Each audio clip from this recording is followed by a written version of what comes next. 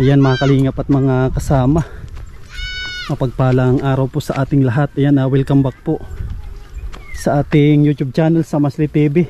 Sa mga bago, huwag po ninyong kalimutan na mag-like, mag-share at mag-subscribe po tayo. Ito mga kalingap, araw po ng Huwebes, muli po nating binalikan yung bahay ni Ate Donna. May dala na po tayong mga kable para sa kuryente. Yan, tapos yung mga flexible hose. Tapos nagdala na rin po tayo ng walis tingting. Yan mga kalinga po, dito na naman po tayo. Dito ang aso, ganda ng aso nila oh.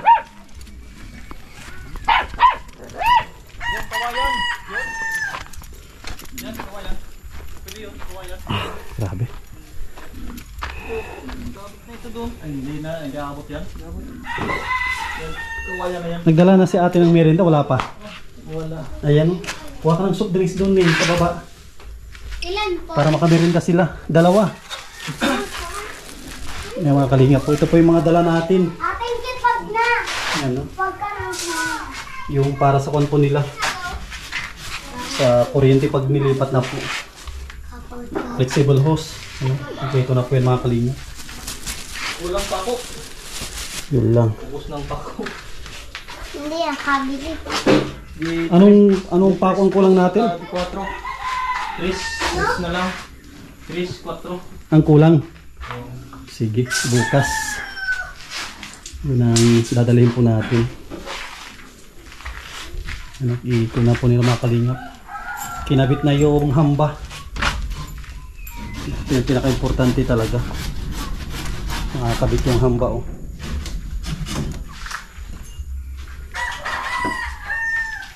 Tapos ito yung pinakabintana dito. Pinakabintana mga kalingap sa may terrace. Yan. Tapos ito naman yung sa may CR natin oh. May tubig na. Yan naman yung pinako natin kahapon. Huwag na masyadong tubig. Ang problema natin mga kalingap, wala tayong pako. Wala tayong dalang pako. Ang gawin nito ay palitada.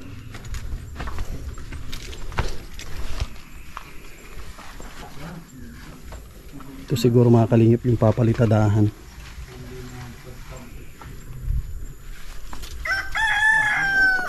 Itong likod. Yan po.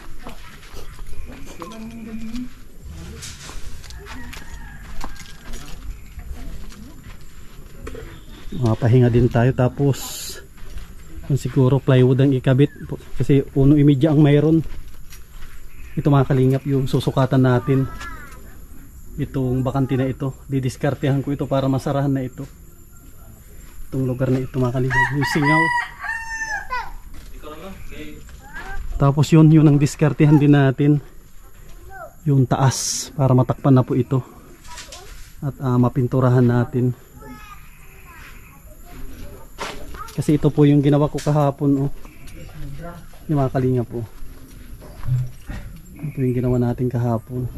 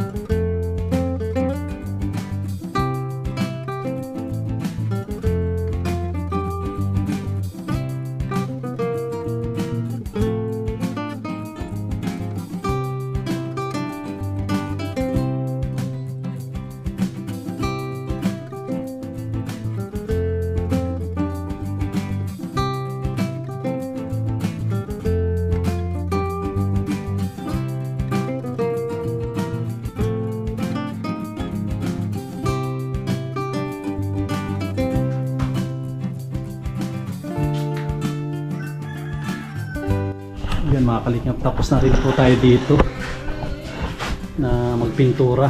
Yan o. Para sumipsip na yung ano, pintura pag dudublihan natin. Tapos na o.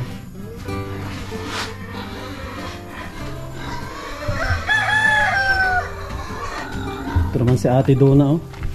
Mukhang inaapuran mo na yun Ate Dona ah. Matamnan po. Ano itatanim mo dyan sa ano? Dito po ay yung ukrat saka yung talong. Ah pwede. Ito po ilalagay. Maganda dito. Tapos yung sitaw naman po sa tabi ng bako. Ba't parang nahukayan dito? Sinukayan po ni Kuya. Ah panambak? Ay oo. Tapos matanim din po ako doon sa itaas ko ng kamuti. Ay, Diba yan? Para may talbusan na natin pag nakaisip-isip magsig-ang ID. oo. Sisig ang baga po.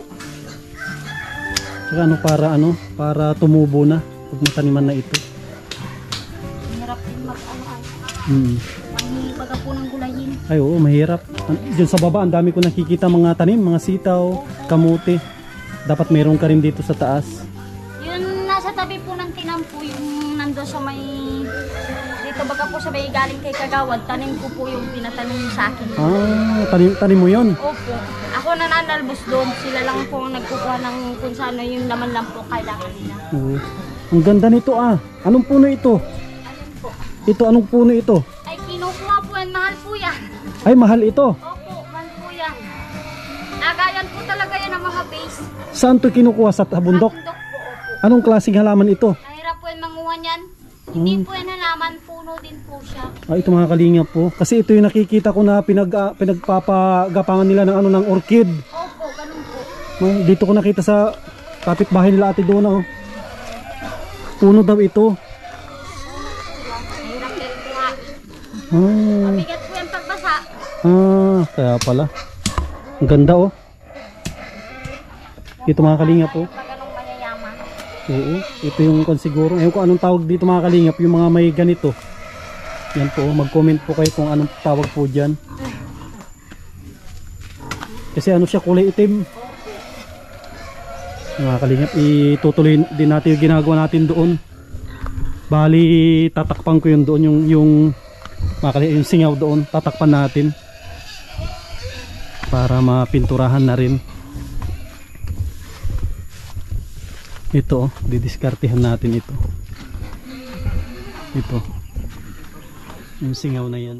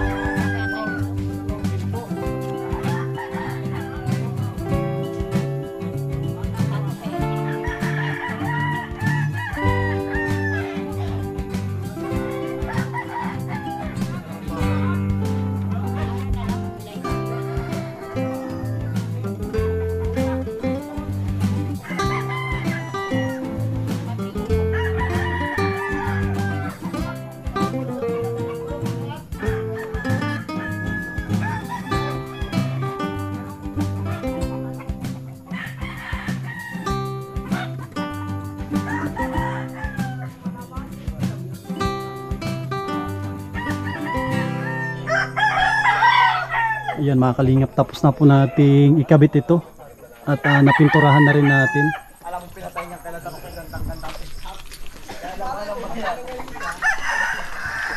Tapos ito mga kalingap, na ikabit na rin po yung pinakahamba sa main door.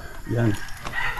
Tapos hamba sa kanilang CR na ikabit na rin po.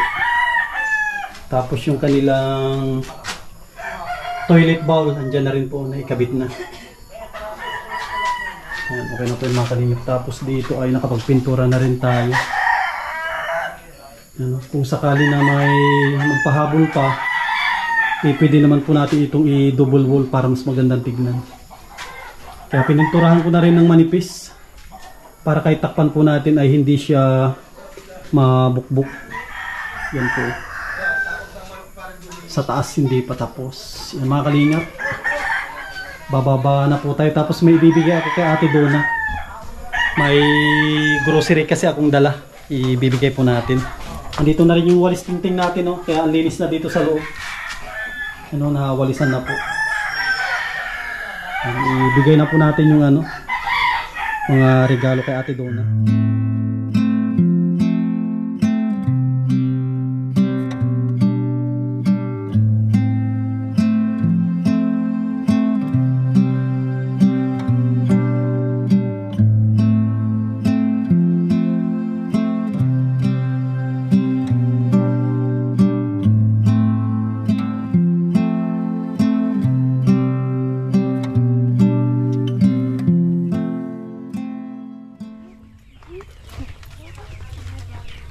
Yan mga kalingap po, may dala po tayo na bigas tsaka grocery, tapos yung bahog ng manok mga kalingap doon pa sa sakyan. Yan, para mayroon po silang pangsaing. Tapos yung mga karpentero mga kalingap po, Sukar. yan, para may bigas po sila. Yan, Patay ang sukar dyan. tapos grocery kompleto po yan. Talagang ito. Kunin ko lang po yung bahog Ay, sige po. Laki ni Kapi. mga kalingap, para may kainin po yung mga alaga ni Ate Donna. Yan po sila, lalaki na. Grabe, lalaki na. Ang dami kasi ito. Yan, Hindi na ng bahog. kalimutan ko yung bahog. Doon po yung bahog sa sakyan. Grabe oh. Ligo na naman tayo pawis kahit pababa. Matindi. Tindi po yung pakyatan doon talaga kina Ate Donna. Ito po mga kalingap yung bahog. Gutom na yung mga manok. At Ate Donna, mabahogan mo sila. Nag-arabaw ang anak. Yan na sila oh.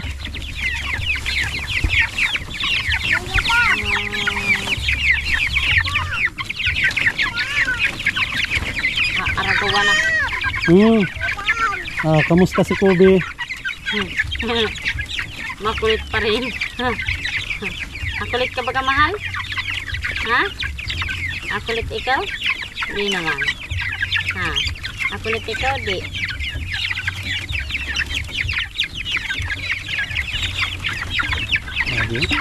Kalimutan ko pala yung para sa nila. Ay, nahulog na lahat. Aroy. Kalimutan ko para sa tubig. Yan na. Ayan na. Nahulog natin. Ayan na, nahulog na iba. Isa lang yung, kala ko isa lang. Dalawa pala yung bahugan. Bukas naman po ang wala ng bitrasin. Sige po, bukas madala po ako. Tuloy mo. Ate, pasok mo na doon. Nanunuka na yan dito oh. Oh, ayun na. Kumakain na itong isa oh. Oh, ayun pa. Natukoy na ng isa. Salit na bububo na. Yan na, pasok na oh. Yan. Buksan mo lang para Oh, oh. Yan na. Yan sila oh. Oh, magsikain na kayo. Wala na yata tubig ano. Meron. Yung isa lang ang wala. Wala nang bitrasin.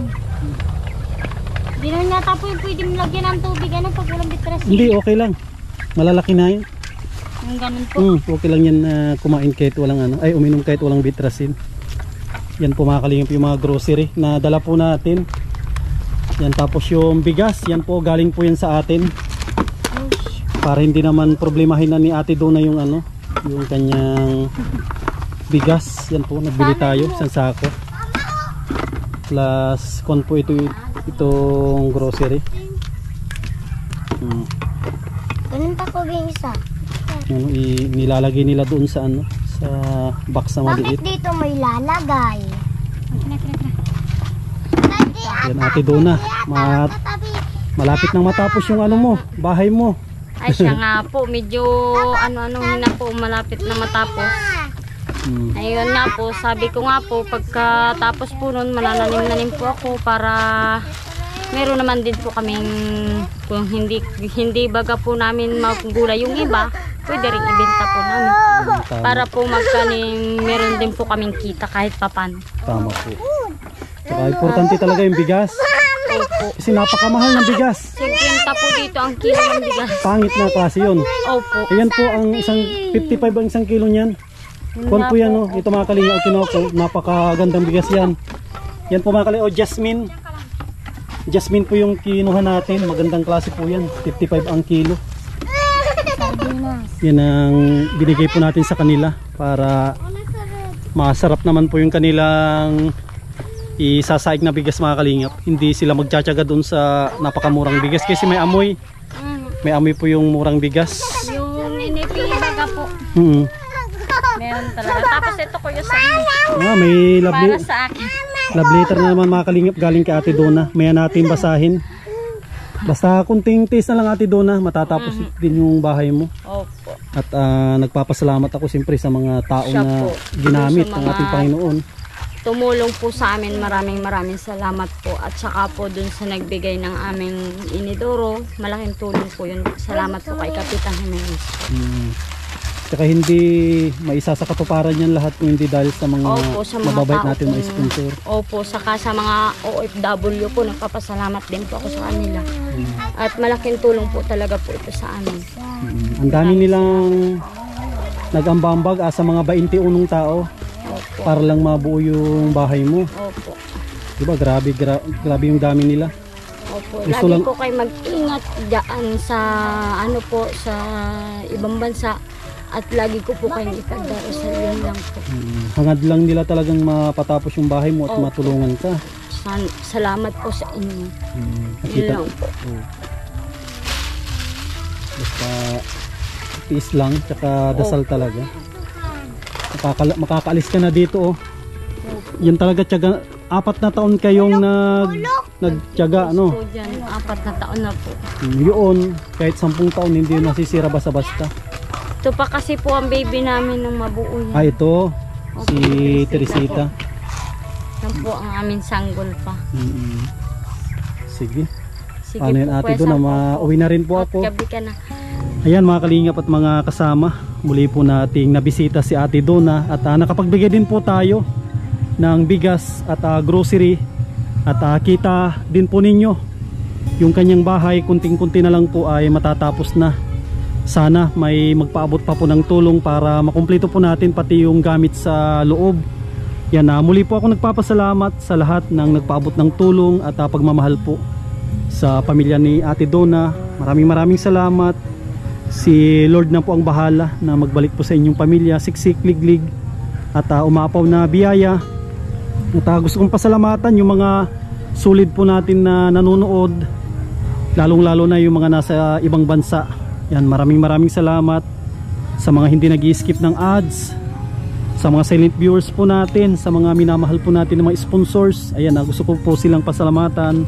Yan, maraming salamat po kay Ate Nansilim, kay Ate Jovita Villes sa Tijero, kay Ate Margie, Ate Lerma Tanaka, Ate Lorna Magday, kay Ma'am Daisy from USA, kay Harbin TV Vlog, kay Ma'am Daisy from USA, kay Ma'am Susan of Colorado, kay Ma'am from Vancouver, Canada.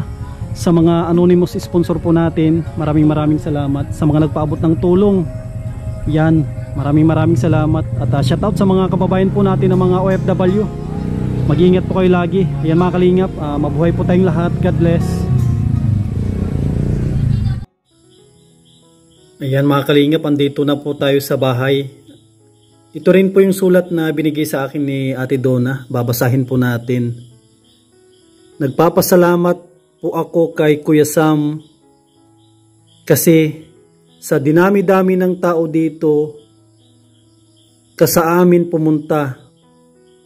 Kami ang napili ninyo na tulungan, kaya po sobrang pasasalamat po namin. Hindi ka nagdalawang isip na tulungan kami, kaya hindi po namin malilimutan ang pagtulong mo sa amin at suporta. Lalong-lalo ko pong sisikapin na masipag at ipakita sa tao na nagbago na ako, na kahit solo lang ako, kaya kong magsumikap alang-alang sa mga anak.